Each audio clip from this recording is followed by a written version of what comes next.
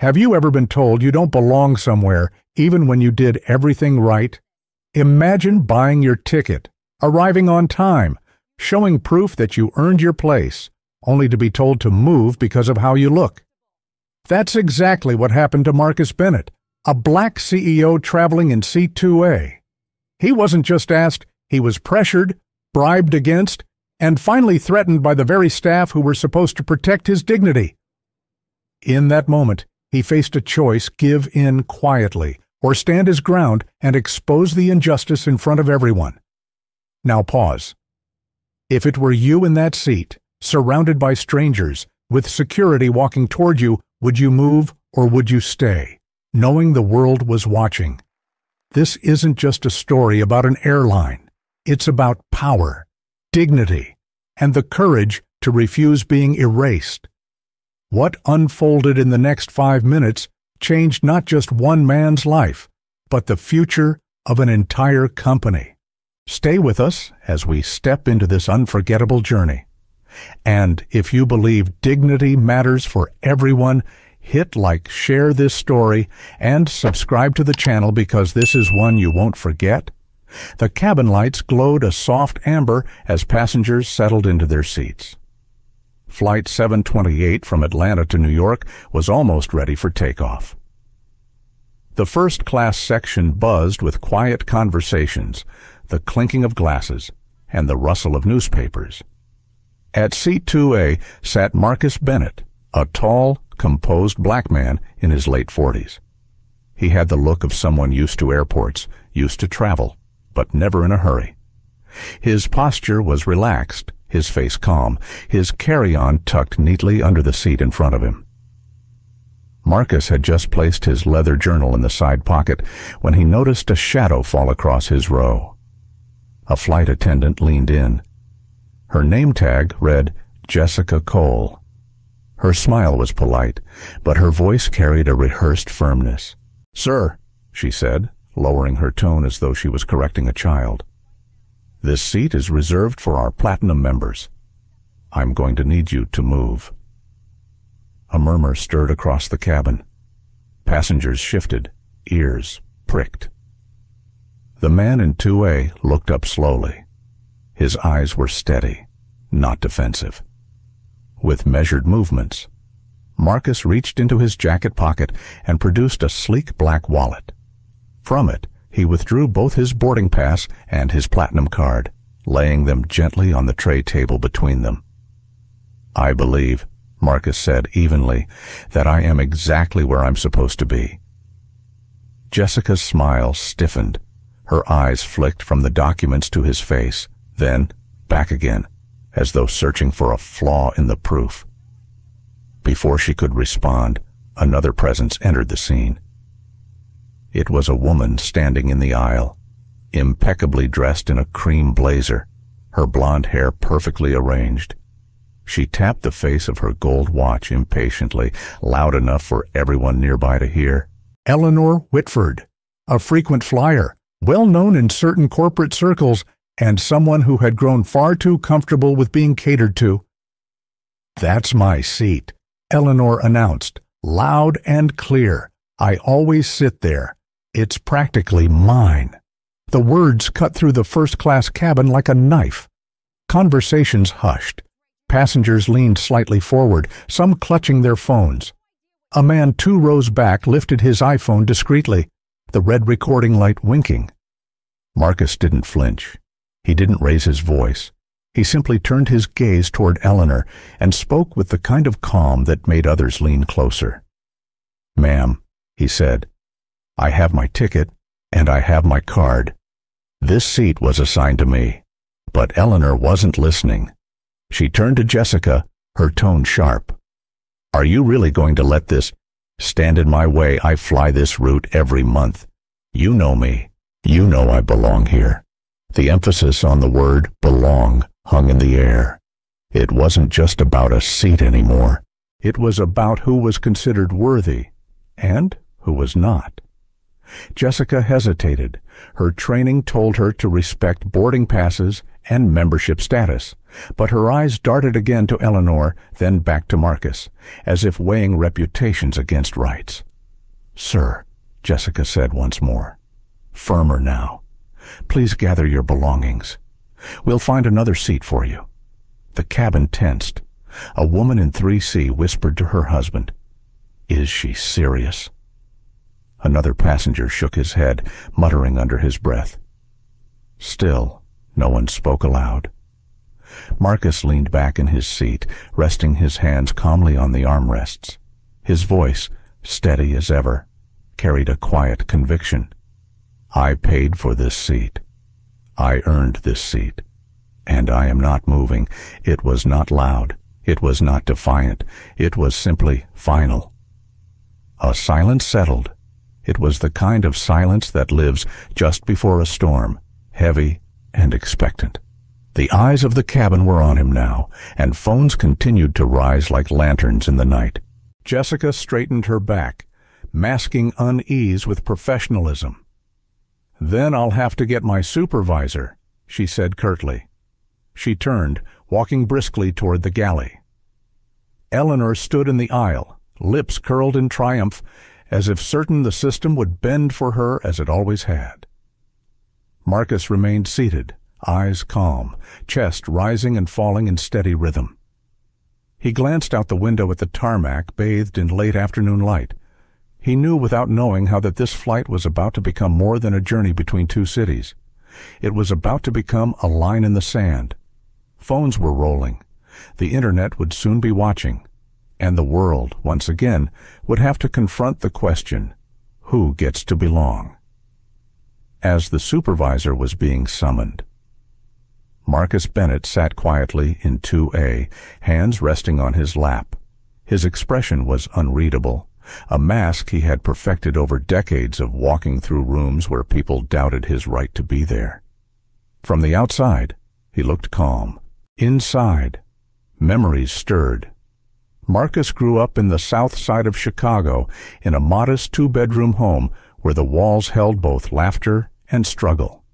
His mother worked double shifts at a local hospital, often returning home with tired eyes, but a smile that told her children they were worth every drop of energy she had left.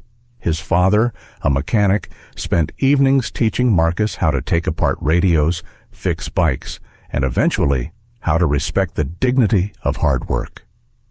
When Marcus was 16, his father was killed in a robbery gone wrong. The grief was heavy, but what lingered more was the sense of injustice, how quickly life could be taken, and how easily society dismissed the loss of a black man in a neighborhood many people chose to ignore. Standing at the graveside, Marcus made himself a promise one day. He would build something lasting, something that could not be dismissed. That promise fueled his path. He borrowed old computers from neighbors, scavenged spare parts, and taught himself to code. While other kids played video games, Marcus built them. By his early 20s, he was already crafting small programs that caught the attention of local businesses. He worked odd jobs delivering pizzas, stocking shelves, cleaning offices, while spending nights building algorithms that predicted customer behavior. After college, he founded Right Tech Solutions in a cramped one-bedroom apartment with peeling wallpaper and a flickering lamp. He coded for 18 hours a day, surviving on ramen and determination. Over 2 decades, that stubborn persistence transformed his startup into a global powerhouse valued at $2.9 billion. Right Tech specialized in artificial intelligence designed to improve customer service by identifying patterns of bias and inequity. Companies hired him to help treat their customers fairly. Ironically, the very technology his company developed was now being ignored on a plane that had just told him he didn't belong. Despite his success, Marcus had never lost his grounding. Earlier that morning at the airport, security cameras captured him helping an elderly man struggling with his carry-on, patiently guiding him through the crowd. He greeted the barista at the cafe by name, left a tip larger than the cost of the coffee, and thanked the gate agent sincerely for scanning his boarding pass. These small moments weren't for show, they were who he was. Now, sitting in seat 2A, Marcus reminded himself of the same lesson his mother had drilled into him. Dignity isn't what people give you. It's what you refuse to surrender. Eleanor Whitford, meanwhile, stood only a few feet away. She had built her world on entitlement, a wealthy investor with connections in luxury real estate. Eleanor had flown first class so often she considered it her personal lounge. She expected champagne before takeoff, preferred her blankets pre-warmed, and tipped generously to ensure her usual seat was always available. It didn't matter who else had paid for it. Staff learned quickly that accommodating Eleanor was easier than facing her wrath. Jessica Cole, the flight attendant, knew this all too well. She had been with Skylux Airlines for 8 years, balancing customer service with the quiet anxiety of overdue bills and a mortgage she could barely keep up with. Eleanor's tips often covered the gap between what she earned and what she owed. That extra cash had kept her afloat. And so, in the heat of the moment, Jessica chose loyalty to money over loyalty to fairness. What Jessica didn't realize was that the cabin was full of eyes and, more importantly, full of cameras. A young woman seated diagonally across the aisle had already hit record. Her name was Sophia Ramirez, a 27-year-old journalist traveling home from a fellowship program. She recognized the undertones in the exchange immediately. Sophia had grown up watching her father be told he didn't belong in places he had every right to stand. She felt her stomach knot as she filmed, knowing this was more than a passenger dispute. It was a moment of truth. Back in 2A, Marcus closed his eyes briefly, centering himself. He thought of the conference he was scheduled to speak at the next day, the Global Ethics and Technology Summit in New York.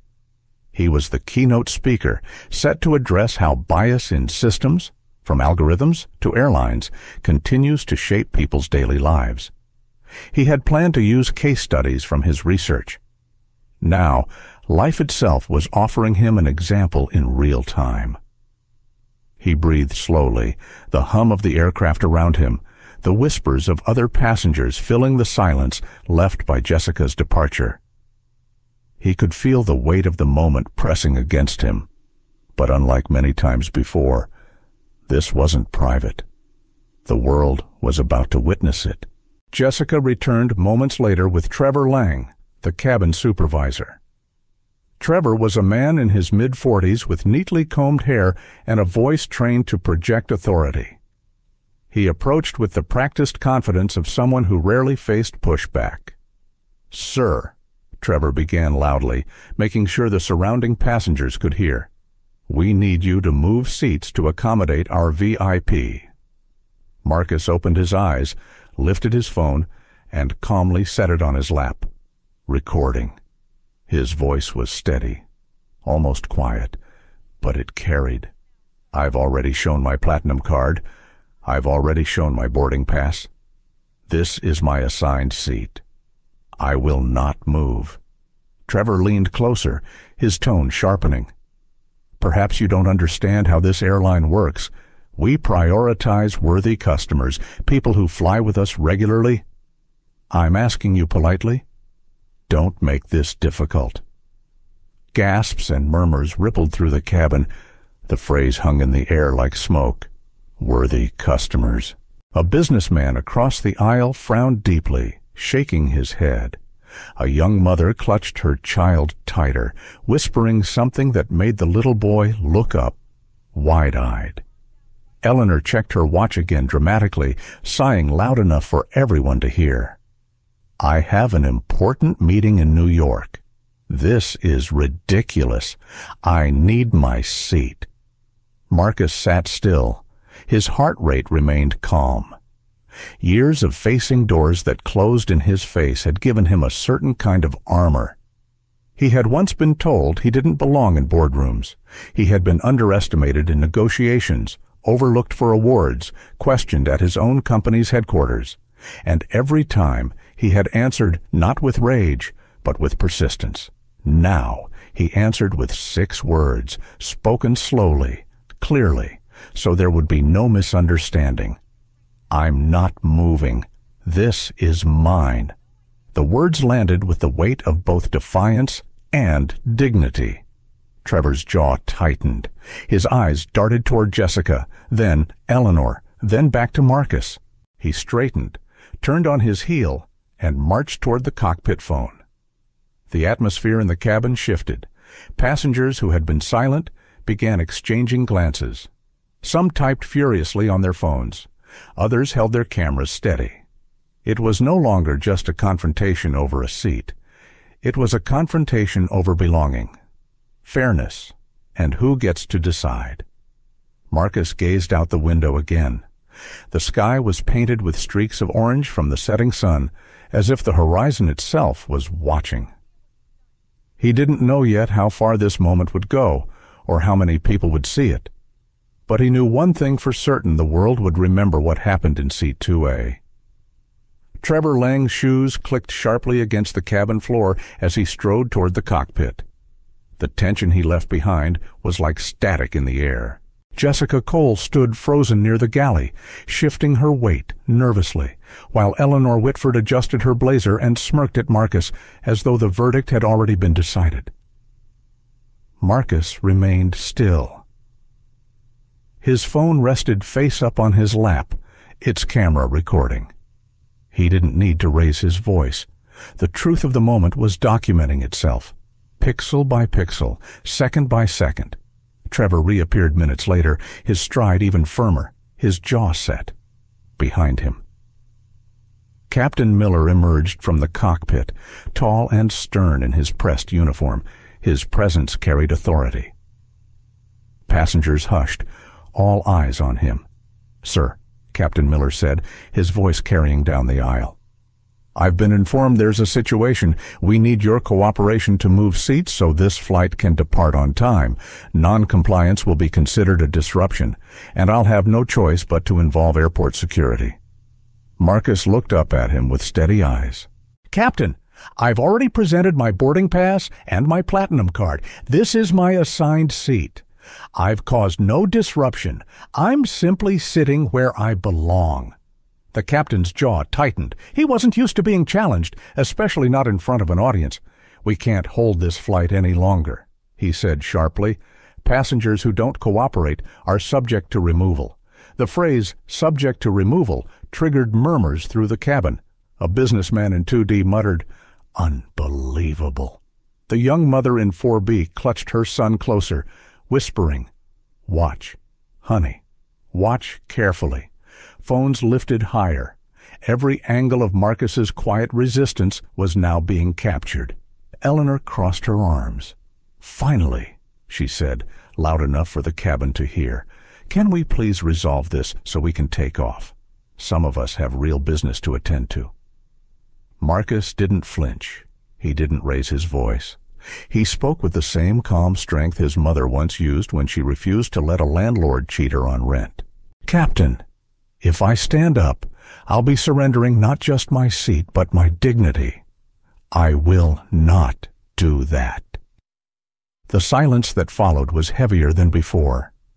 Captain Miller's eyes flicked to Trevor. Trevor gave a small nod. The captain lifted the intercom phone and called for ground security. A ripple of disbelief swept the passengers. A man in 1C whispered, "They're really doing this." Someone in row 5 shook their head, muttering, "This is going to blow up online." Minutes later, 2 airport security officers boarded. Their uniforms added a layer of intimidation, but their eyes betrayed unease as they saw dozens of phones recording. One of them, Officer Daniels, approached Marcus with a cautious voice.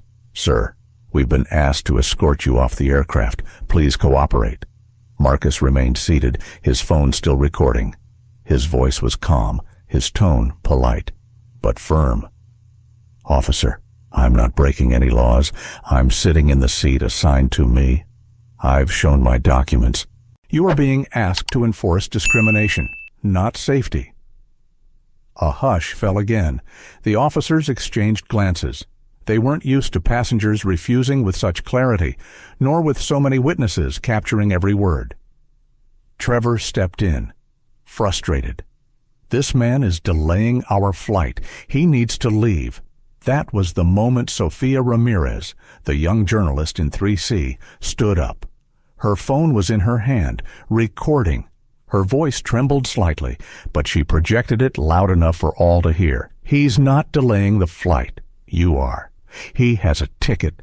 He has proof, and you're targeting him because of who he is, not because of what he's done.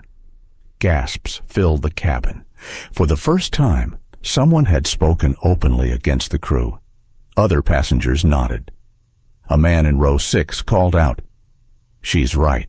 Another voice added, "This is discrimination." Trevor's face flushed red. "Sit down, ma'am, or you'll be removed as well." But the tide had shifted. The atmosphere had changed. Passengers were no longer passive. They were witnesses, allies, amplifiers. Phones captured Trevor's threat in perfect clarity. Marcus finally stood, not to leave, but to address the cabin. His voice was even, his presence commanding without force.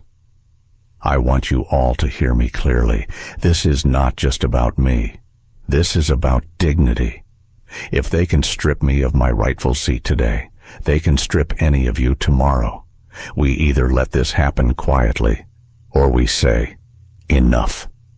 His words rang through the cabin like a bell. Goosebumps rippled across arms. The businessman in 2D whispered, "Damn, he's right." Captain Miller frowned, feeling control slipping. "Enough speeches. Sir, step off this plane now." But before Marcus could respond, a chime sounded through the intercom. It was the gate agent's voice. "Captain Miller, please hold. We have a call from corporate regarding this passenger. Do not proceed." The captain froze. Passengers leaned forward, sensing a shift. Trevor's face paled. Jessica blinked rapidly. Eleanor's smirk faltered. Marcus remained silent, watching, waiting. He knew what was coming. A minute later, the phone in the galley rang again. Captain Miller answered, his voice low but tense. His eyes widened. He hung up slowly, turned stiffly toward Trevor, then glanced at Jessica. His expression had changed. "We need to deplane," he muttered, almost to himself. Trevor frowned. "Captain." The captain's voice cracked slightly as he repeated, louder this time. "We need to deplane. All passengers, please gather your belongings and prepare to exit the aircraft." Confusion erupted. Passengers looked at one another. Eleanor's jaw dropped. Jessica's hands trembled. Sophia whispered, "Something's happening." Marcus sat back down, calm as ever. He knew the call had come from the top, and he knew this was only the beginning. The announcement to deplane rippled through the cabin like a shockwave. People groaned, unbuckled their belts, and reached for overhead bins. Confusion swirled. Eleanor Whitford's face turned red with fury as she snapped at Jessica. "What is this nonsense? Why are we leaving the plane?" "I was promised my seat." Jessica had no answer. Trevor tried to usher passengers out, but his hands shook as he gestured. Captain Miller disappeared back into the cockpit, his voice subdued, his authority fractured. Marcus remained seated until the crowd thinned. His phone still captured every movement, every raised voice, every glance. When at last he stood, it was not in defeat, but with a kind of measured dignity that made the cabin feel smaller around him. As he stepped into the jet bridge, Sofia Ramirez followed closely, still recording. Her instincts as a journalist told her the story wasn't ending. Here it was only beginning. At the gate, tension was palpable. Airline representatives whispered into radios, their faces drawn tight. Passengers lingered, murmuring speculation. Some were already uploading videos to social media. Within minutes, hashtags began to trend. Your seat who A. Flying while black. Worthiness test. Marcus checked his watch. Calm as ever. The Global Ethics and Technology Summit was still less than 24 hours away. He had planned to deliver a speech about systemic bias in digital systems. Now, reality had handed him a stage far larger than he could have scripted. Trevor tried once more to assert control. He approached Marcus with forced authority. "Sir, corporate will rebook you on another flight. This incident is over." Marcus met his eyes steadily. "No, Trevor. This incident has only just begun." Before Trevor could reply, a man in a Navy suit hurried down the jet bridge, out of breath from running. His badge identified him as a senior operations manager. He looked directly at Marcus and said, "Mr. Bennett, please come with me. The CEO wants to speak with you immediately." Passengers froze. Eleanor blinked in disbelief. Jessica whispered, "Did he just say CEO?" Marcus nodded politely and followed the man without hesitation. Sophia trailed at a distance, her phone still rolling. They moved quickly through side corridors of the airport, bypassing security lines and crowded gates. Within minutes, Marcus was escorted into a sleek conference room overlooking the runway. A long table stretched across the room, polished wood reflecting the dim lights above. At the far end sat David Collins, CEO of Skylux Airlines, his silver hair neatly combed, his posture betraying both authority and unease. "Mr. Bennett," Collins began, rising to shake his hand, "I owe you an immediate apology. What happened on that aircraft was unacceptable. More than that, it was indefensible." Marcus shook his hand firmly but said nothing, waiting.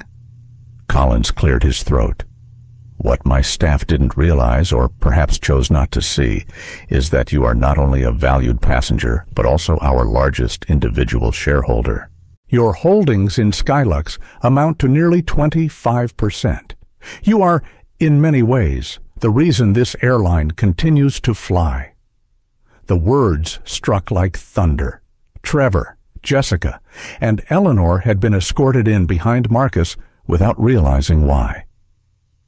They froze in shock as Collins continued. "5 minutes ago," Collins said, his voice rising, "you attempted to remove Marcus Bennett from his rightful seat. You didn't simply insult a customer, you insulted the very man who signs your paychecks." Gasps filled the room. Jessica's eyes widened in horror. Trevor's face drained of color. Eleanor clutched her purse, her mouth opening and closing like a fish, gasping for air.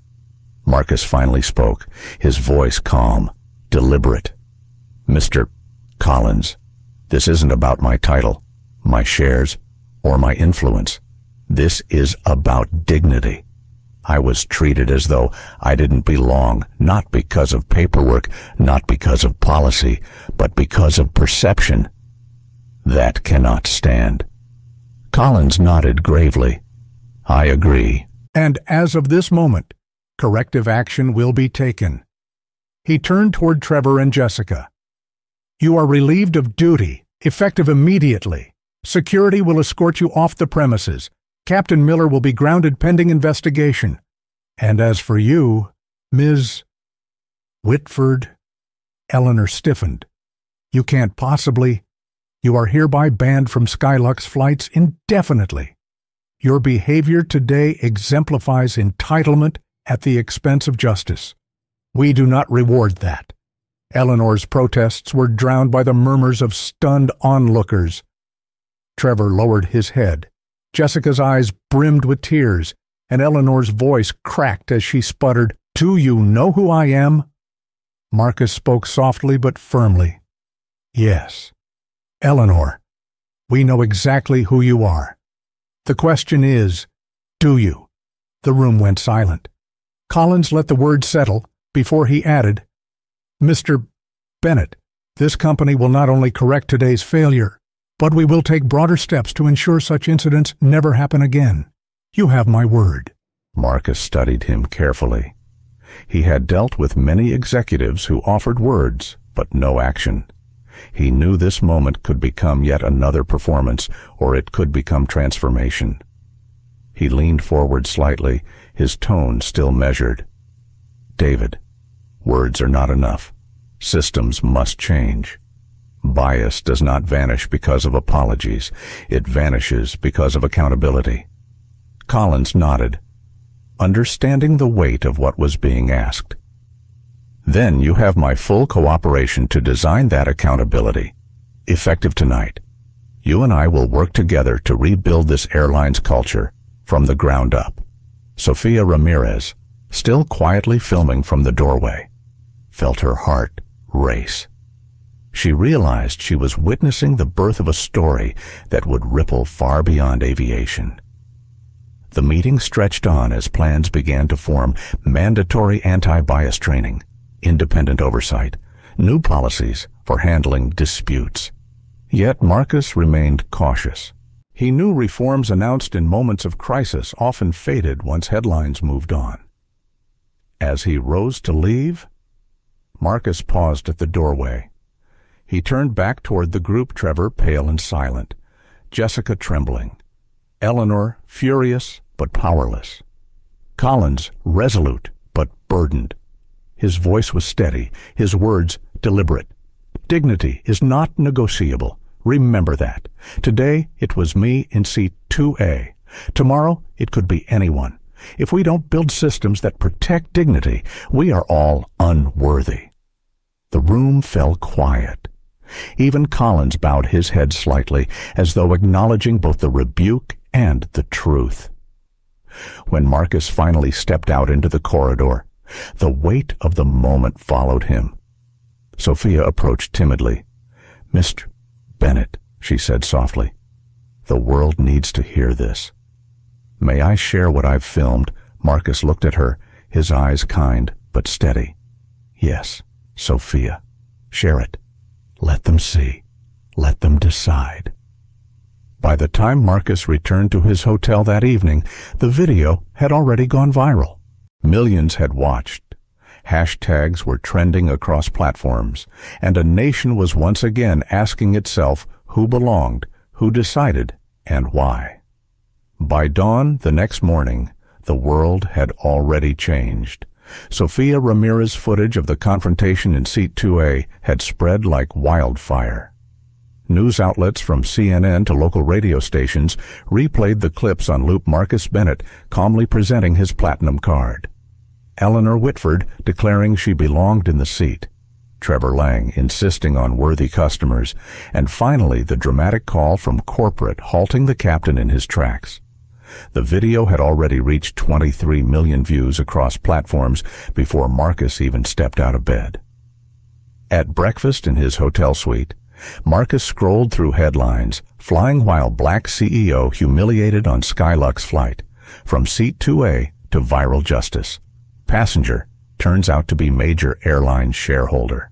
Each article dissected the events, pulling quotes, looping screenshots of Eleanor's indignation and Marcus's calm refusal.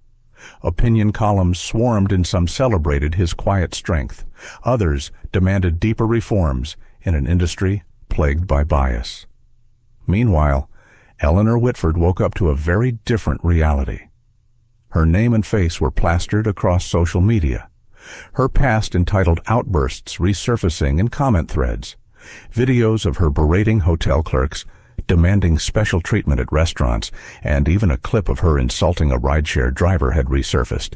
She was trending worldwide, not as the powerful investor she fancied herself, but as the face of arrogance. Jessica Cole, the flight attendant, sat at her kitchen table staring blankly at the termination letter she'd received electronically at midnight. Her mortgage payment loomed, her bank account nearly empty. She replayed her decisions over and over, siding with Eleanor, ignoring the boarding pass, silencing her better judgment. The tips she once relied on now seemed trivial compared to what she had lost. Trevor Lang's phone buzzed nonstop with messages from friends, former colleagues, even family. Some offered sympathy, others sharp criticism. His supervisor badge had been stripped, his employee portal deactivated. For the first time in years, Trevor was confronted not with passengers he could order around, but with the reality of unemployment. Captain Miller, though not officially fired yet, found himself grounded. His pilot's wings sat untouched on his dresser. He replayed the moment when he chose authority over fairness, realizing how quickly the world had shifted under his feet. For David Collins, CEO of Skylux Airlines, the fallout was both immediate and existential. Overnight, the airline's stock dropped 14%. Customer service lines were jammed with angry callers demanding explanations. Civil rights groups issued statements condemning the airline's culture. Politicians weighed in, with senators calling for hearings on racial discrimination in the aviation industry. Collins knew this was no longer just a PR crisis, it was an industry-wide reckoning. Inside the frenzy, Marcus stayed steady. He declined most interview requests, offering only a short statement to the press. "This is not about me. This is about dignity. It's about making sure that every passenger, no matter their background, is treated with fairness and respect." The brevity of his words only deepened their impact. Commentators praised his restraint, contrasting it with the outbursts of those who had wronged him. At midday, Marcus received a call from Reverend Charles Green, a longtime civil rights leader. "Brother Bennett," the Reverend said warmly, "you may not have chosen this moment, but this moment has chosen you." What happened in that seat speaks to generations of us. Don't let them bury it as a one-off incident. Make them face it. Marcus listened quietly. He thought of his father, his mother, the promise he'd made to himself at 16.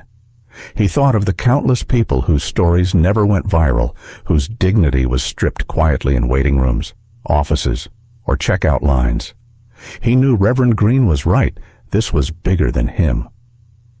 That evening, Collins convened an emergency press conference. He stood at a podium with Marcus at his side, cameras flashing. His voice was grave. "We failed Mr. Bennett. We failed our passengers. And we failed our own values. Effective immediately, Skylux Airlines will implement sweeping reforms, beginning with independent oversight and bias training for every employee. We will not allow this company to be a place where worthiness is determined by prejudice." Then Collins stepped back, and all eyes turned to Marcus. He spoke slowly, clearly, his words measured for impact.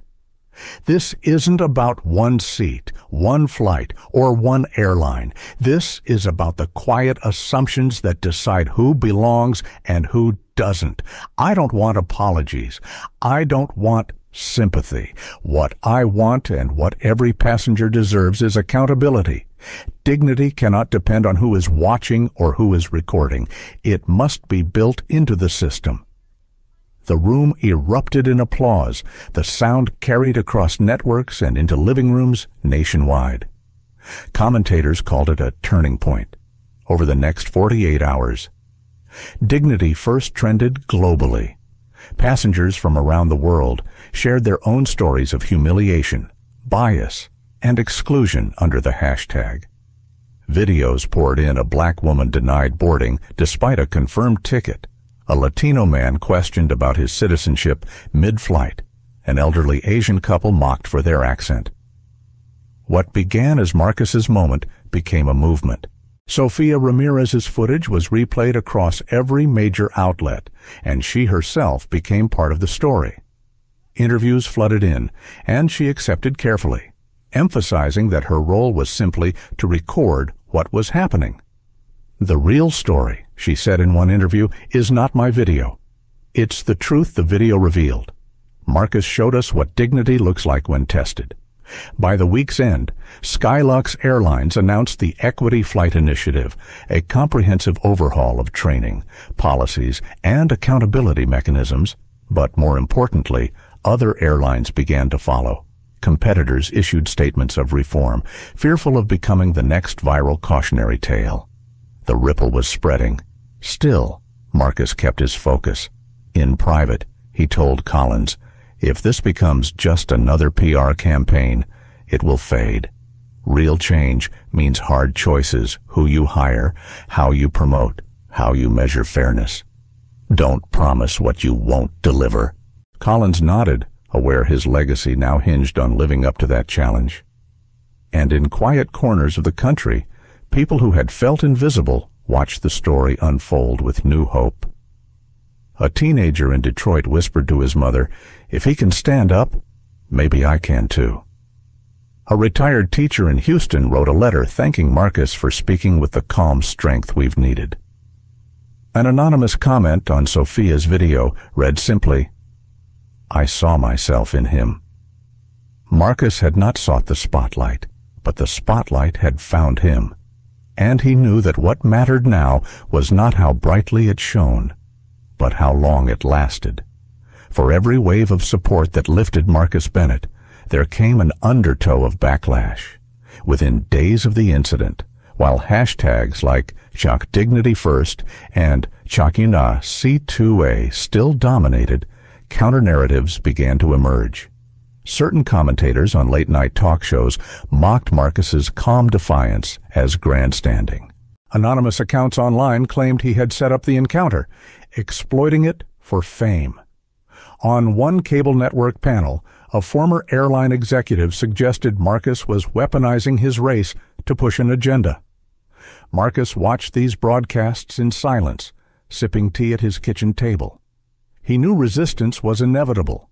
Change, he had learned long ago, always provoked fear.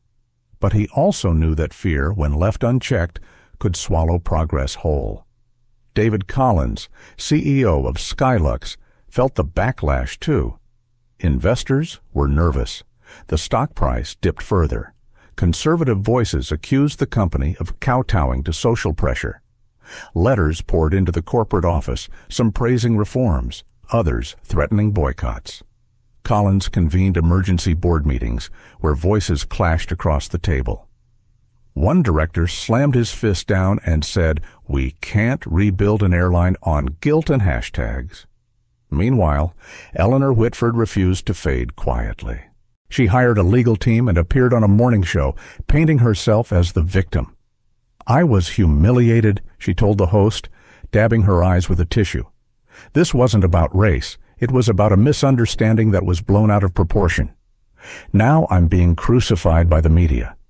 Clips of her appearance spread online, igniting debates in comment sections. Some sympathized, but many were quick to pull up her old videos, reminding the public of her entitled history. Jessica Cole, the terminated flight attendant, gave her own interview. Sitting in a dimly lit living room, she insisted she was just following instructions and that Marcus had made things harder than necessary. But her words rang hollow when contrasted with the viral footage. Critics noted she never apologized, only justified. Trevor Lang kept quiet publicly, but an internal memo leaked he had applied for jobs at 3 different airlines and was quickly rejected. Industry insiders whispered that his name was now toxic. Marcus, however, faced a different kind of challenge. Beyond the backlash, allies reached out with new demands. Civil rights groups wanted him to lead marches. Activists begged him to testify in Washington. Universities invited him to give commencement speeches. Suddenly, everyone wanted a piece of Marcus Bennett. He retreated briefly to his Chicago home, the same neighborhood where he had once taken apart radios with his father. Sitting in his mother's old rocking chair, he thought about the boy he had been, the boy who had promised to build something lasting.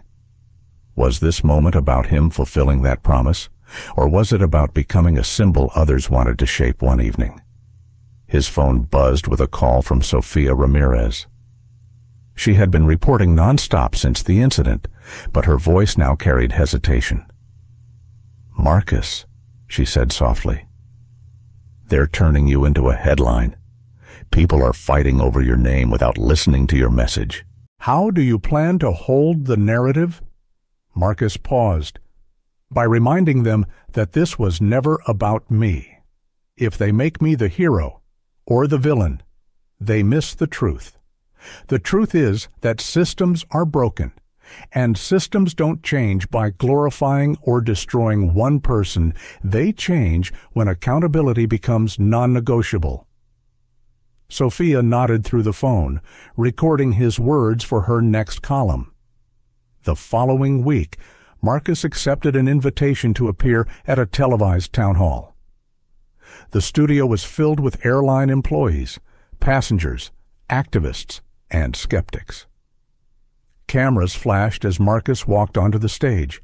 He wore a simple navy suit, his platinum card tucked in his pocket, not as a prop, but as a reminder.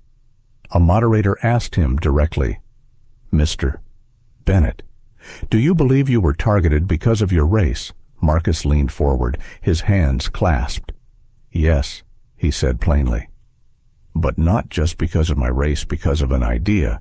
The idea that worthiness is something you can see, something you can judge at a glance? That idea has shaped not just airlines, but boardrooms, classrooms, hospitals, and courtrooms. I didn't move from my seat because if I did, I'd be saying that idea was acceptable, and it is not." The audience was silent, then erupted in applause. Yet online, the backlash doubled. Clips of his answer were spliced out of context. Headlines screamed, "CEO plays race card." Others accused him of exaggeration. Collins called Marcus late that night. "We're hemorrhaging credibility with some investors." He confessed, "I need to know how far you're willing to push this." Marcus replied quietly, "David, the question isn't how far I'll push. The question is how far you're willing to change." Outside the corporate walls, public pressure kept building. Activists rallied outside Skylux headquarters with signs reading, "Dignity is not negotiable." A coalition of black pilots released a statement revealing their own struggles with bias in the industry. Flight attendants of color began sharing anonymous stories of discrimination in training programs. The spark from Seat 2A had ignited something larger than anyone anticipated. Yet Marcus also faced personal cost. Anonymous threats arrived in his inbox.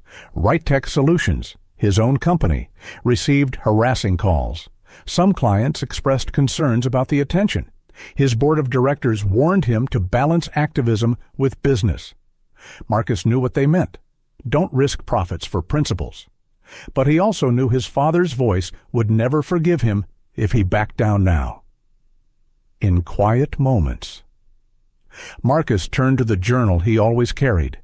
He wrote not about headlines or hashtags, but about his father fixing bikes, his mother's weary smile, the old promise he had made.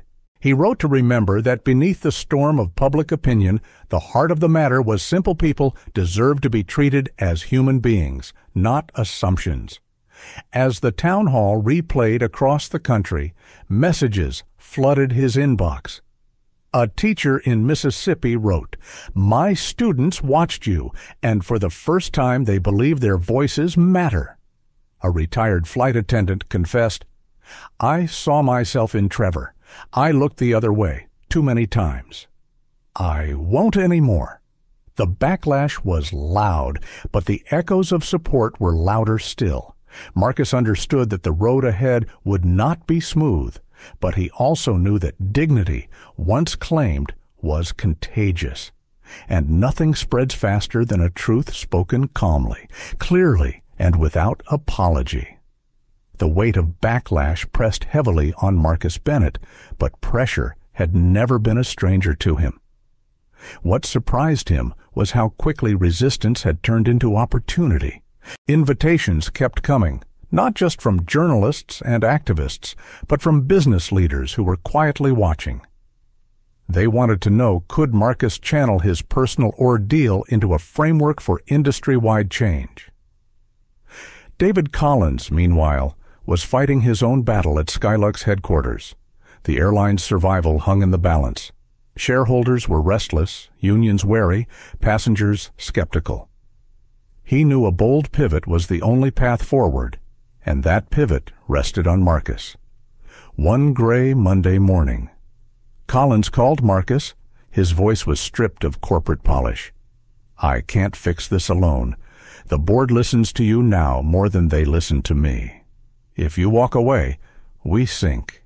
If you help lead, maybe we can rebuild." Marcus sat in silence for a long moment. He thought about the countless passengers who would never make headlines, who would endure bias quietly, alone. He thought about his father's voice telling him to build something lasting. Finally, he answered, "I'll help, but only if you're willing to dismantle the old rules and rebuild from the ground up." Collins didn't hesitate. "Then let's start." That afternoon, Marcus stood before Skylux's leadership team. The atmosphere was taut, every executive aware that this wasn't a typical strategy meeting. Marcus didn't begin with charts or statistics. He began with a story. "When I was 11, he said, his voice steady, "I built my first program on a second-hand computer. It wasn't elegant. It broke constantly. But I learned something. If your foundation is flawed, no amount of patchwork will save you. You rebuild. That's what Skylux needs, not patchwork, but rebuilding." The room shifted, executives leaning in despite themselves. Marcus outlined what he called the Equity Flight Initiative first, a zero-tolerance policy. Any employee found engaging in discriminatory treatment would face immediate consequences, regardless of tenure or rank. Second, a bias interruption program. Employees at every level would be empowered to intervene if they witnessed prejudice, without fear of retaliation. Third, mandatory immersive training for all 20,000 employees, not the corporate checkbox sessions everyone had grown numb to, but a series of live simulations developed by right tech psychologists and AI engineers. Employees would sit in scenarios where their assumptions were tested, challenged, and made visible. Fourth, transparent accountability metrics.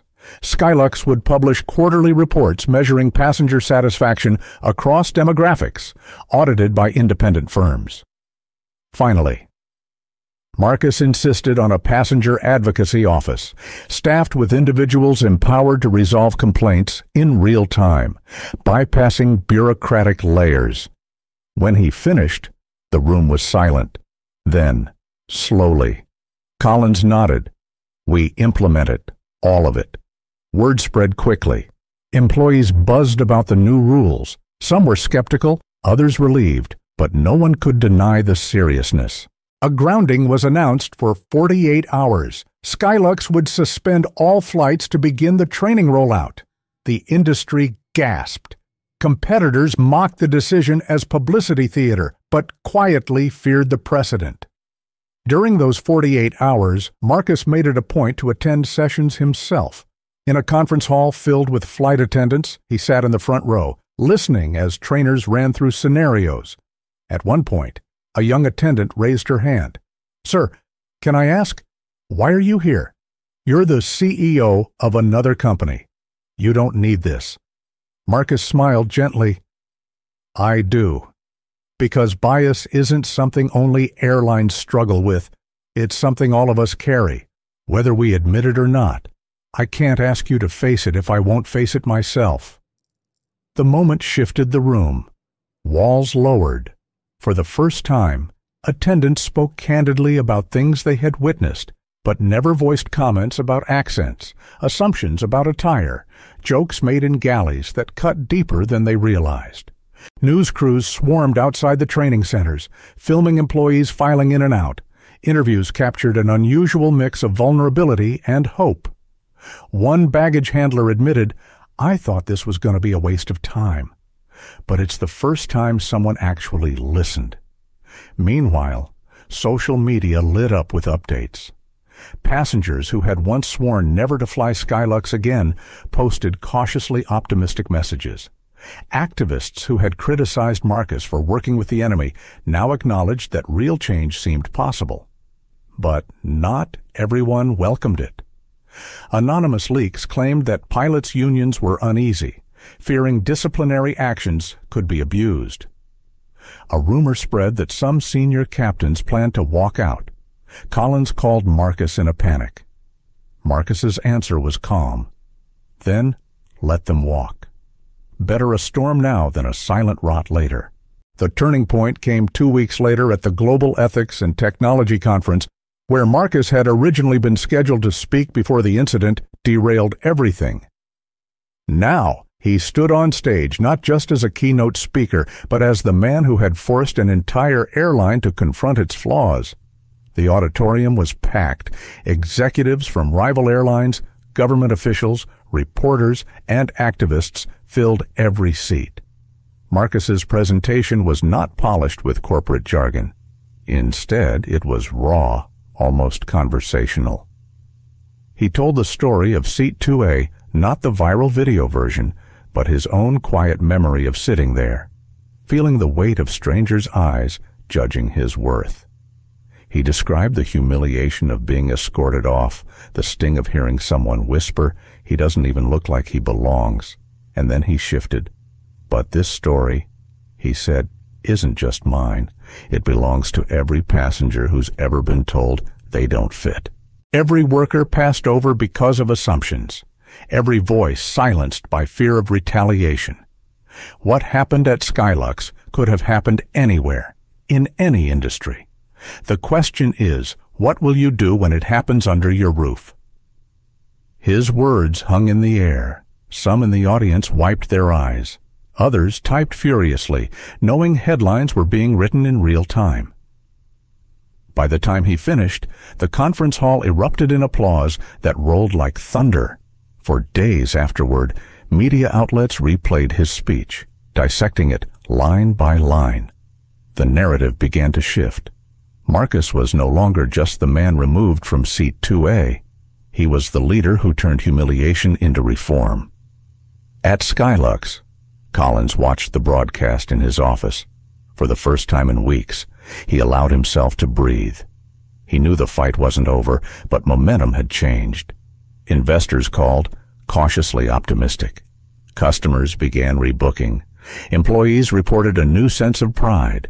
For Marcus, the turning point wasn't in applause or headlines. It was in the small moments, like when a young Latina flight attendant approached him after a session and whispered, "Thank you. Now I don't feel invisible anymore." That was the change he had fought for, not grand speeches or viral videos, but the quiet dignity of being seen. The spotlight that illuminated Marcus Bennett's speech at the Global Ethics and Technology Conference cast deep shadows for those who had played their part in the incident. As Skylux Airlines shifted into reform mode, the lives of Jessica Cole, Trevor Lang, Captain Miller, and even Eleanor Whitford began to unravel under public scrutiny. Jessica Cole had once imagined herself climbing the ranks at Skylux, perhaps becoming a purser or a training supervisor. But the viral video froze her at the worst moment of her career, standing in front of Marcus Bennett and treating him like an intruder instead of a customer.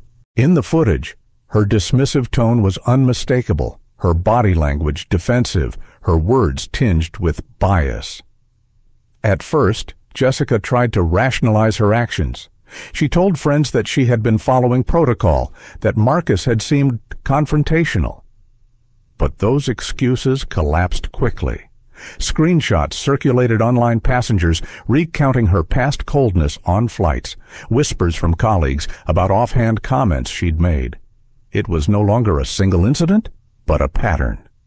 The day the airline formally announced her termination, Jessica sat alone in her apartment, blinds drawn, news vans parked outside, neighbors whispering in hallways.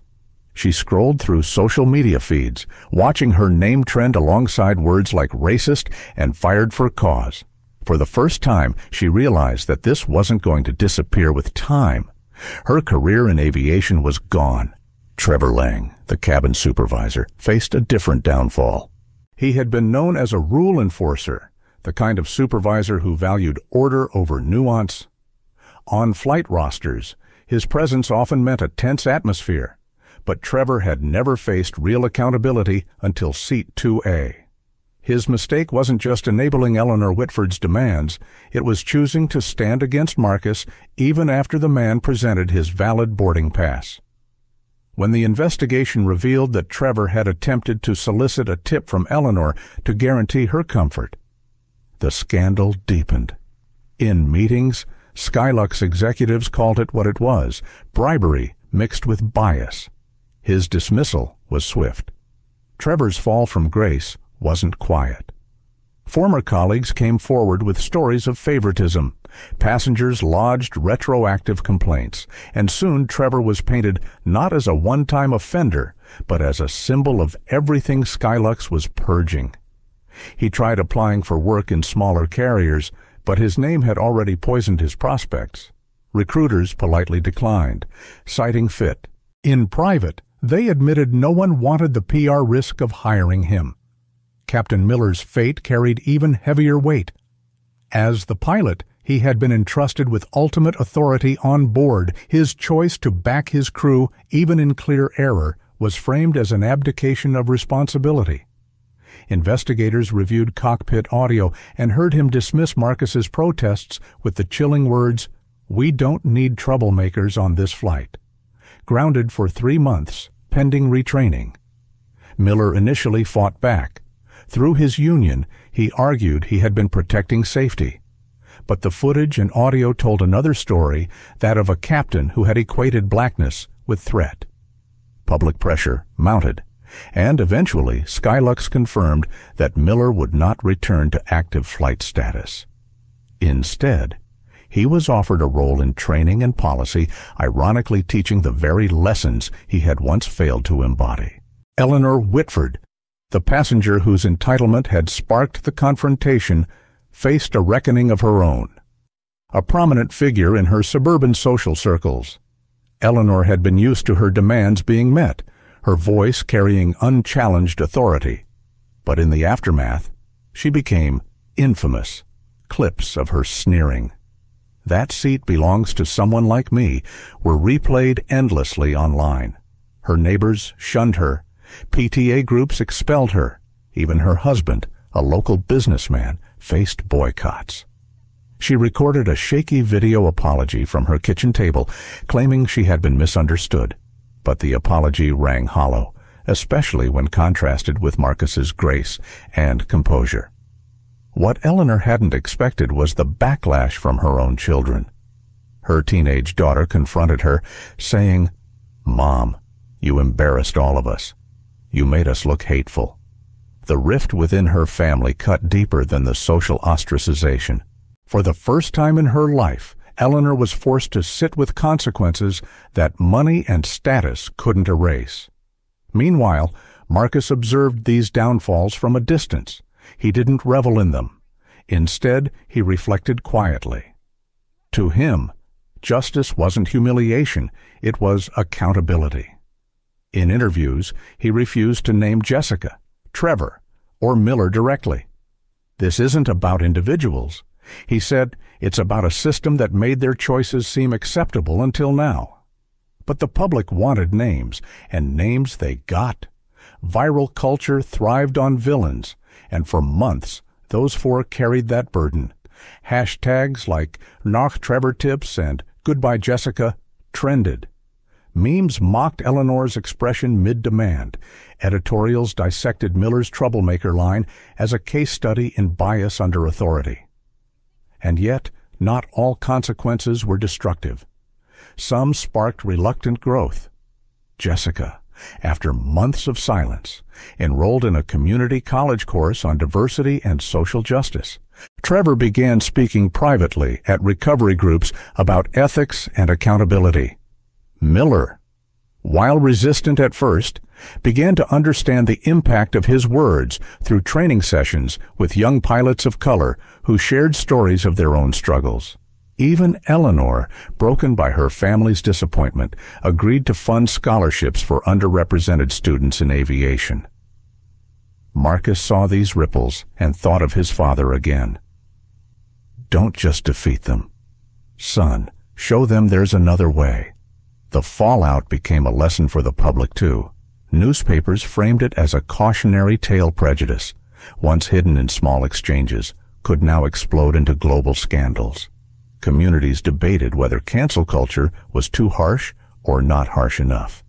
Yet, amid the noise, a quieter truth persisted. Ordinary people were talking more openly about bias in everyday life. At a neighborhood barbecue months later, a man told Marcus, "I used to think these stories were exaggerated, but seeing it happen to you, someone with your position, I realized if it can happen to you, it can happen to anyone." That realization, Marcus knew, was the true consequence, not the firings or the apologies, but the shift in awareness that would ripple long after the headlines faded. The storm had quieted just enough for Marcus Bennett and David Collins to meet without cameras following their every move. They chose a quiet corner office in Skylux headquarters, its glass walls overlooking runways where planes now taxied again after the unprecedented 48-hour grounding. The silence between them was heavy, the kind that follows crisis but precedes transformation. Collins leaned forward, his sleeves rolled up, his face lined with exhaustion. "We've bought ourselves some time," he said, "but goodwill doesn't last forever. We need a plan.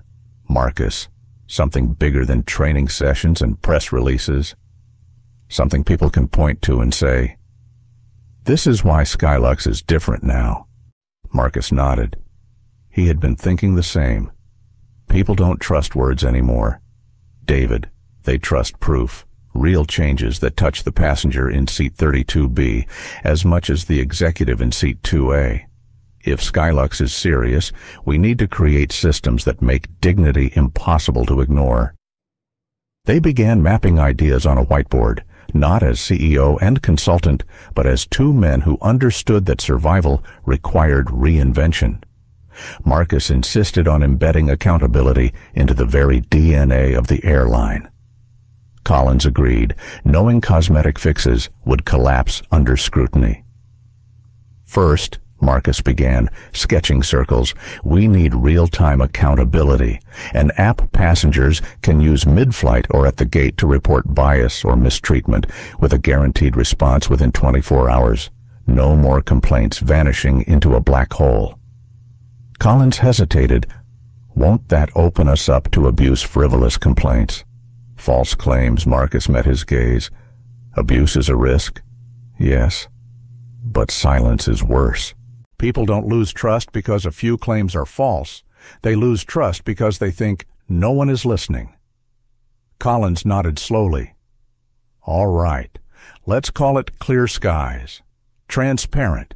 Immediate. No excuses. Next came hiring and promotions. Marcus argued that too many leadership positions were insulated from accountability, filled through networks that excluded diverse voices. We need an equity audit every 6 months, he said firmly. Not just counting numbers, but tracking opportunities. Who gets promoted? Who gets overlooked? Who's on the leadership pipeline? Collins sighed, rubbing his temple. You're asking me to disrupt the very structure of how this company has operated for decades. Yes, Marcus replied simply. Because the structure is what got us here. They moved on to policy reform. Marcus pushed for a passenger advocate division, neutral officers, trained to step into disputes before they escalated. These advocates would travel, rotate, and remain outside the traditional chain of command, so they weren't beholden to crew hierarchies. Collins scribbled the idea on the board, like onboard mediators, that could de-escalate conflicts before they turned viral. As the board filled with words, clear skies, equity audit, advocates, immersive training, the room began to hum with momentum. Collins finally leaned back, exhaling. This feels like more than survival. It feels like leadership. But Marcus wasn't finished. He tapped the marker against the board. David, if you want Skylux to not just survive but lead, you need to be willing to publish the ugly truth. Quarterly bias metrics. Passenger satisfaction broken down by race, gender, disability. Public. not buried in shareholder reports. Collins stiffened. "You're asking me to expose our weaknesses to the world. I'm asking you to own them," Marcus corrected, "because transparency is the only currency that will buy back trust." The conversation stretched late into the evening. By the time they stopped, the board was crowded with ideas that could reshape not just Skylux, but the entire airline industry. The next challenge was execution. Collins proposed forming a joint reform council, half Skylux executives, half external voices chosen by Marcus. Marcus agreed, but with conditions the council had to include at least 2 passengers who had been wronged by the airline, not just polished consultants. "People will resist," Collins warned. "Our unions, our board, maybe even our investors." Marcus's voice was calm but resolute. "Then you remind them what the alternative looks like: plummeting stock, viral shame, a company one misstep away from collapse. This isn't charity, David, it's survival by integrity." Their partnership soon became public. Skylux announced the Equity Flight Initiative as a long-term structural reform led jointly by Collins and Bennett. The press release was bold, promising measurable change, transparent audits, and the rollout of the Clear Skies passenger reporting system within 90 days. Skeptics scoffed, calling it PR dressed up as progress. But passengers, advocacy groups, and younger employees began to rally. For the first time in years, Skylux's name was not just synonymous with scandal, but with possibility. 1 week later, Collins invited Marcus to join a tense board meeting. The directors, mostly older men with decades in aviation, eyed Marcus with skepticism. One asked bluntly, "Mr. Bennett, why should Skylux bow to your demands? You don't run this airline." Marcus didn't flinch. "No, I don't. But your passengers do, and they're watching. Every decision you make now is either building loyalty or destroying it. If you want Skylux to exist in 10 years, you can't afford to dismiss this as a fad." The room went quiet. Collins broke the silence. "Gentlemen, Marcus is right. We either lead this change or we become its first casualty." That night, as Marcus left headquarters, Sofia Ramirez caught him in the parking lot. The young journalist, whose footage had helped expose the incident, had continued following his journey.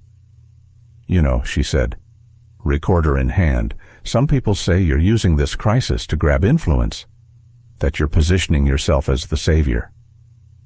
Marcus smiled faintly. "If that's what they want to call it, fine. But the truth is simpler. I just don't want another kid, another family, another traveler to sit in a seat and feel less than human. If that makes me a savior in their eyes, so be it. But all I see is responsibility." Her article the next morning carried the headline, "From Seat 2A to Systemic Change. Marcus Bennett's Blueprint for Airlines." It spread across digital platforms, cementing Marcus not as a victim of bias, but as an architect of reform.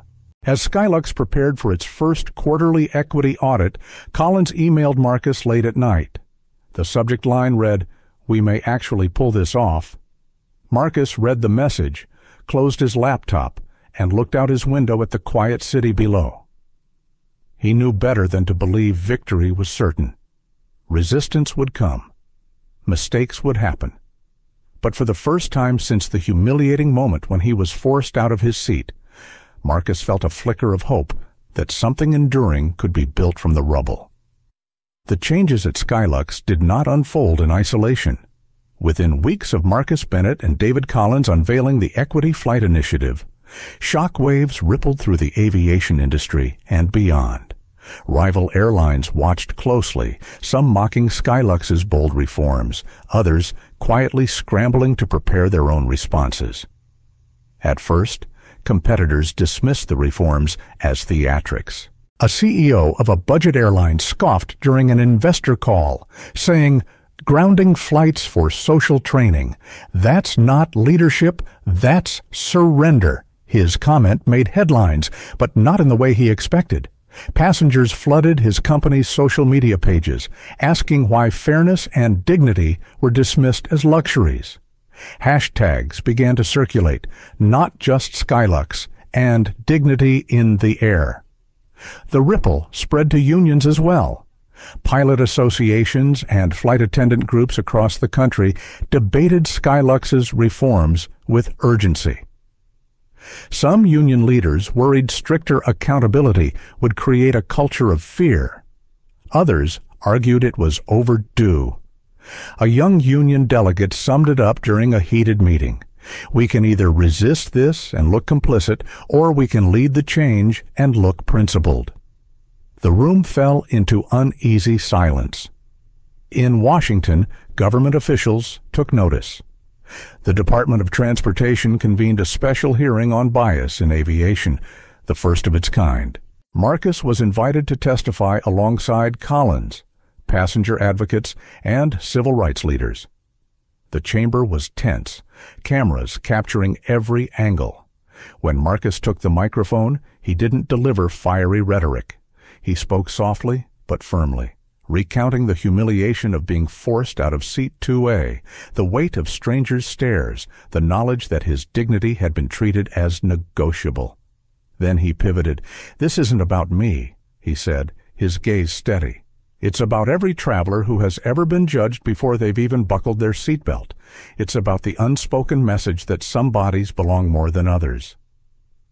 Airlines don't just move people, they set the tone for how society travels together.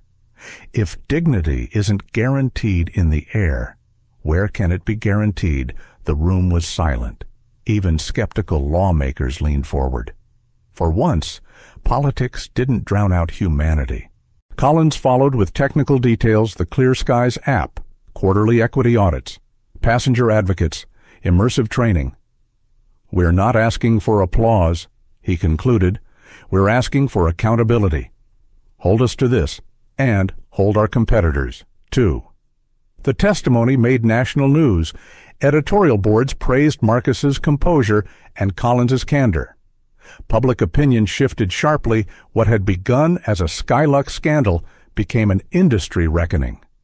Lawmakers proposed preliminary legislation requiring airlines to track and report passenger complaints involving discrimination. For the first time, bias in aviation was being treated as a regulatory issue, not a public relations one. The pushback was fierce. Lobbyists for the aviation industry warned of rising costs, pilot shortages, and unintended consequences. But the public tide was turning. Passengers wrote letters to representatives, sharing their own quiet humiliations. The woman ignored for a drink order. The disabled veteran asked to prove he really needed assistance. The family split across rows because a gate agent assumed they couldn't afford premium seating. For Marcus, these stories carried as much weight as legislation. He read them late at night, some handwritten, some typed hastily, all aching with the same plea. Please don't let this moment fade. Sophia Ramirez, the young journalist whose video had sparked everything, published a feature series in a national magazine. Titled Invisible Until It Hurts, it chronicled the stories of marginalized passengers across the country. Each installment ended with a reflection on Skylux's reforms, showing how one company's crisis had opened space for voices long ignored. Her series went viral, cementing her reputation as more than a lucky bystander with a phone. She became a bridge between everyday travelers and systemic reform. When asked why she continued to follow the story, she answered simply, because the plane landed. But the journey didn't. Meanwhile, Marcus and Collins faced pressure from investors. Some grumbled about costs, demanding to know when reforms would translate into profit. Collins responded with data. Early surveys showed passenger satisfaction rising, rebookings increasing, and corporate contracts renewing cautiously. Trust is our currency, he told them, and we're rebuilding it in real time, behind closed doors. Marcus pushed Collins to go further. Don't wait for regulation to force your hand, he urged. If Skylux leads now, others will have no choice but to follow. You don't just rebuild a company, you set a new standard for an entire industry. And slowly, competitors began to buckle. A rival carrier quietly announced its own diversity audits. Another introduced bias training. None admitted Skylux had set the precedent, but the influence was undeniable. The shift wasn't confined to aviation. Corporate leaders from hospitality, tech, and retail called Marcus, asking for advice. He realized Seat 2A had become more than a moment, it was a movement. His inbox filled with invitations, conferences, boardrooms, community organizations, but he chose carefully, speaking only when it advanced the larger cause. Still, the weight was heavy. Some nights Marcus lay awake, wondering if change was truly possible or if companies were just staging elaborate performances until public attention waned. He confided in his father's old friend, Reverend Harris, who had marched during the civil rights era. "Do you ever feel like we fight the same battles over and over?" Marcus asked. Harris chuckled softly. "Of course we do, because dignity isn't won once it's defended daily. What matters is that you picked up the baton, and that you're carrying it further than the last runner could." Marcus carried those words into every meeting, every stage. By the end of the quarter, Skylux released its first public equity audit. The results weren't flattering. Passengers of color consistently rated their experiences lower. Complaints of differential treatment were higher than average, and internal promotion data showed glaring gaps. But Collins and Marcus didn't spin the numbers. They published them raw, alongside a plan to close the gaps. The transparency shocked the industry. Shareholders braced for fallout, but instead, something unexpected happened. Customers applauded the honesty. Advocacy groups praised Skylux for setting a precedent. Even skeptics admitted that candor was refreshing in an era of corporate spin. For Marcus, the numbers were a reminder that reform wasn't about perfection, it was about persistence. "The goal isn't to avoid failure," he told a reporter. "The goal is to face it openly and keep moving forward." The industry and government response marked a turning point. What began as humiliation for one man in Seat 2A had evolved into a national conversation about dignity in public life. Airlines were no longer judged solely by safety records or on-time performance, but by how fairly they treated every passenger who walked through their doors. And though Marcus knew battles lay ahead, he also knew the conversation could never be undone. Once spoken, the truth lingered, reshaping expectations. As the industry absorbed Skylux's reforms and lawmakers debated new regulations, Marcus Bennett found himself in quieter, more personal spaces, places where the consequences of Seat 2A unfolded not in headlines, but in human lives. It began with letters. Hundreds arrived each week, stacked in bins by his assistant. Some were typed, others handwritten in shaky cursive. He made a habit of reading them late at night, when the city outside his window was still. One letter came from a grandmother in Detroit. She described being told to move from her aisle seat so a preferred customer could sit more comfortably. "I didn't want to make trouble," she wrote, "so I moved. But I felt like less of a person. Watching your story reminded me that I shouldn't have had to choose between my dignity and my seat." Another letter came from a college student, the child of immigrants. He described how his mother, who spoke with a heavy accent, was often ignored by flight attendants. "I thought that was just the way things were," he wrote. "Then I saw you refuse to accept it. Now I want to speak up too." Marcus read these stories with a mix of sorrow and resolve. They reminded him that his humiliation had unlocked something larger, a collective memory of slights too often endured in silence. The human impact showed up in other ways too. On a visit to a Skylux training center, Marcus met a group of new flight attendants. One young woman approached him shyly, twisting her badge lanyard in her fingers. "My dad. He never wanted me to work in airlines." She admitted. "He said it wasn't safe for people like us. But after what you did, he told me maybe things could be different. Maybe I could belong here." Her eyes shone with both fear and hope. Marcus shook her hand and told her she belonged more than anyone who doubted her. At community gatherings, passengers shared stories not about airlines, but about workplaces, schools, hospitals, everyday places where dignity was negotiable. A black father spoke about being followed in a department store. A Latina nurse described being mistaken for a janitor by a patient's family. An Asian American teacher recounted being asked, "Where are you really from?" Marcus listened, recognizing the thread connecting all of them. "It's not just about flying," he told one group. "It's about how we decide who belongs. And if we can change that in the air, maybe we can change it everywhere." The more he spoke, the more he realized the story of Seat 2A had become a mirror for people's own experiences. Some cried as they spoke, others clenched fists, others laughed bitterly. But in every story, Marcus heard the same longing to be seen, to be treated as fully human. Even within Skylux, the ripple effect was personal. Employees began sharing stories during training that had previously stayed hidden. A baggage handler described being mocked for his accent. A gate agent admitted she had once assumed a passenger in worn clothes couldn't afford an upgrade, only to discover he was a frequent flyer with more miles than she could imagine. Collins attended some of these sessions, and Marcus noticed the change in him. The CEO, who once seemed like a polished executive, now sat with arms folded, brow furrowed, taking notes as though each story was a personal lesson. Later, Collins confessed, "I thought leadership was about keeping order. Now I think it's about listening to the disorder we've ignored."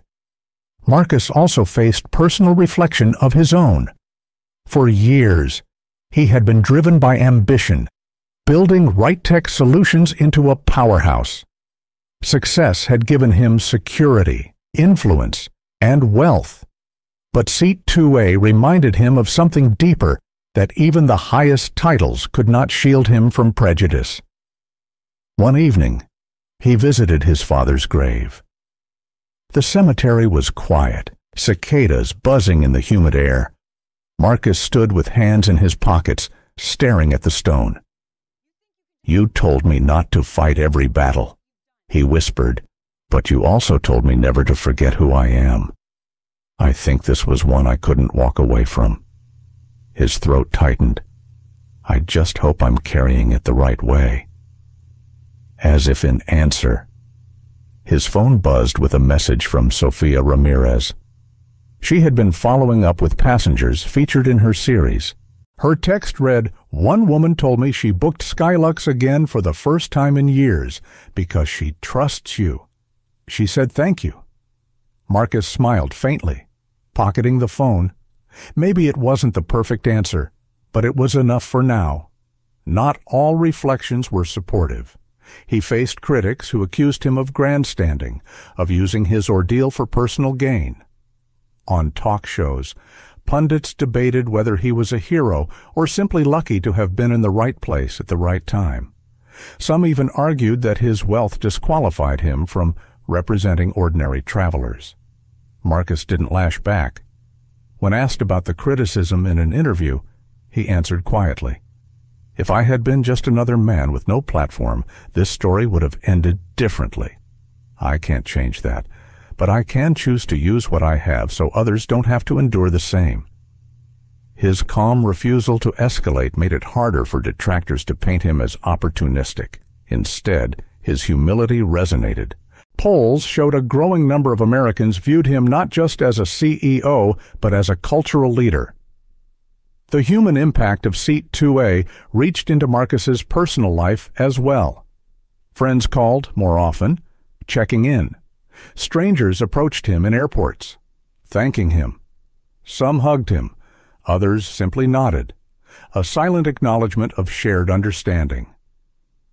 But the most surprising impact came from Eleanor Whitford's daughter. The teenager who had once confronted her mother reached out to Marcus through Sophia. In a shaky email, she wrote, "I don't want to be like her. I want to learn. I want to do better." Marcus debated responding. Part of him wanted to reject the plea, to keep distance from a painful reminder. But another part, the part shaped by his father's teachings, knew this too was part of change. He replied simply, "Learning is the first step. Keep going." Her thank you note arrived a week later, handwritten with the words, "You gave me permission to choose differently." In those quiet moments, Marcus realized the story's true impact wasn't in policies or headlines. It was in people choosing differently, in flight attendants who listened, in passengers who spoke up, in teenagers who saw another path. Seat 2A was no longer just his seat.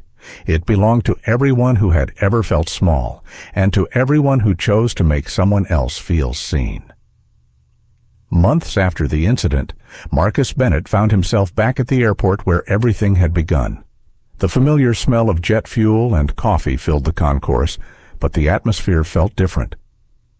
Skylux employees in crisp uniforms moved with a quiet energy, their badges now displaying a new logo beneath the airline's name, "Equity is Excellence." It was more than branding, it was a reminder of the promise made in the wake of humiliation. Marcus had been invited to speak at the unveiling of Skylux's first-year equity report.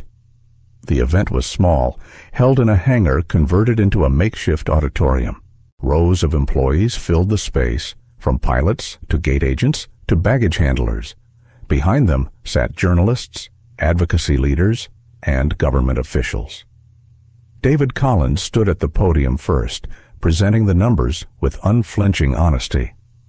"Complaint rates involving bias are down 60%, he announced. "Passenger satisfaction across demographics has equalized for the first time in our company's history. And, perhaps most importantly, we've seen an increase in employees intervening when they witness unfairness, even at personal risk." The audience applauded, some hesitantly, others with genuine pride. Collins paused, then gestured toward Marcus. "And none of this would have been possible without one man's refusal to give up his seat or his dignity. Marcus Bennett." Marcus rose, the room's applause washing over him, though he never let it linger too long. He stepped to the podium, scanning the faces before him. "I never asked for this spotlight," he began, voice even. "I never wanted my humiliation to become viral fodder, but I also knew I couldn't let it end there. Because if dignity can be taken from one, it can be taken from all. And if we allow it to happen in silence, it will happen again." He spoke not with grand gestures, but with the measured cadence of someone who knew the weight of each word. The changes at Skylux prove that reform is not just possible, it's practical. Treating people with fairness doesn't cost you trust. It earns it. And trust is the most valuable currency any business can hold. After the speech, Marcus wandered to the back of the hangar where employees mingled. A flight attendant approached him, middle-aged with graying hair. She extended her hand, voice trembling. "I was afraid of you at first," she admitted, "afraid you'd come in just to punish us all. But you didn't. You gave us tools to do better. I wanted to say thank you." Marcus clasped her hand firmly. It was never about punishment. It was about possibility. Later, a young pilot cornered him with a notebook full of ideas. "I've been working on proposals for mentorship programs for underrepresented students," he explained breathlessly. "If we start early, we can change who sits in the cockpit 20 years from now." Marcus smiled, recognizing the same fire that once drove him at that age. "Don't wait 20 years, he said. "Start now. Skylux needs you." As the hangar emptied, Marcus lingered with Collins. The CEO's face carried both relief and weariness. "I'll be honest, Marcus," Colin said. "There were nights I thought this would sink us, but now we're stronger than we've ever been." Marcus nodded. "Stronger because you admitted weakness. That's the paradox of change." They walked together toward the runway, where the sun dipped low, casting a golden sheen across parked aircraft. Colin stopped and turned to him. "What about you? You've carried this on your shoulders for a year. What's next?" Marcus looked out at the planes, engines humming faintly. "I'll keep building. Right Tech has projects that can push transparency even further. But this isn't just about Skylux anymore. Industries are watching, governments are watching, and ordinary people are watching. If Seat 2A taught me anything, it's that small moments can shift whole systems." Collins extended his hand. "Then let's make sure this isn't just a moment. Let's make it a movement." Marcus shook his hand firmly, a quiet agreement forged not out of friendship, but out of shared responsibility. In the months that followed, the impact spread beyond Skylux. Hotels, rideshare companies, and even healthcare providers began adopting variations of the Clear Skies system. Legislators pushed forward bills mandating bias reporting and equity audits in multiple industries. Universities cited Marcus's journey as a case study in leadership and resilience. Sophia Ramirez, the young journalist, released a book weaving Marcus's story with the voices of passengers who had suffered indignities of their own. Titled Seat 2A Stories of Belonging and Exclusion, it climbed bestseller lists, sparking nationwide book clubs and discussions. In her introduction, Sophia wrote, "What happened on one flight revealed not just an airline's failure, but a society's blind spots. And in confronting them, Marcus Bennett showed us what dignity defended looks like." For Marcus, the resolution wasn't found in accolades or legislation.